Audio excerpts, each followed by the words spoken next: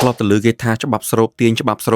ឡូវនេះជួបខ្លួនឯងផ្ទាល់ហើយតួយ៉ាងដូចទៅកោះត្រល់នេះចឹងទៅចូលឆ្នាំចិនសោះឥឡូវដល់ចូលឆ្នាំខ្មែរបានទៅម្ដងទៀតរបស់គេមែនលេងសើចអីវីដេអូនេះទៅតាំងពីចូលឆ្នាំខ្មែរតែទៅបានកាត់ផុសហើយបើនិយាយពីរឿងភ្លេចផុសហ្នឹងនឹកឃើញថាកាលមុនភ្លេចផុសវីដេអូទៅលេង Win Wonder អញ្ចឹងចាំមើលសរុបនៅវីដេអូនេះហ្មងទៅឥឡូវសូមបរិយាយពី Win Wonder នេះម្ដងថានៅនេះមានអីលេងខ្លះជើនិយាយពីកន្លែងដើរលេងមុនហ្នឹងព្រោះថាយើងធ្លាប់មើលហើយនៅ Win Wonder នេះអត់ខ្វះរបស់លេងទេហើយបើសម្រាប់វិញអត់ចាញ់ Disneyland ទេខ្ញុំនិយាយមែនខ្ញុំចិត្តថាខ្ញុំធ្លាប់ទៅ Disneyland នៅហុងកុងស្អាតហើយសប្បាយតែ Win Wonder នេះក៏ស្អាតហើយសប្បាយមិនចាញ់គ្នាហ្មងដែរនៅនេះគេមានពិភពបាតសមុទ្រ Rock World យក្ស Roller Coaster Sky Drop បើ Sky Drop នេះវិញពេលឡើងជិះបានដឹងថាភ័យប៉ុណ្ណាពេលដែលយើងមើលគេពីក្រោមទៅហ្នឹងមានអារម្មណ៍ថាដូចជាគ្មានអីភ័យទេតែពេលឡើងជិះខ្លួនឯងបានដឹងថាសាហាវរបស់គេមែនមួយទៀតនៅនេះពេលយប់ឡើងគេមានការសម្ដែង show ទៀតខ្ញុំមកមើលនៅនេះ2ដងហើយនៅតែល្អមើលអញ្ចឹងបើបងប្អូនចង់ support ការដើរលេងរបស់ខ្ញុំកុំភ្លេចមកទិញកញ្ចប់ tour នៅក្រុមហ៊ុនទេសចរ True World Travel មកណាថាមិនត្រូវអាចបានដើរលេងជាមួយខ្ញុំផងក៏មិនដឹង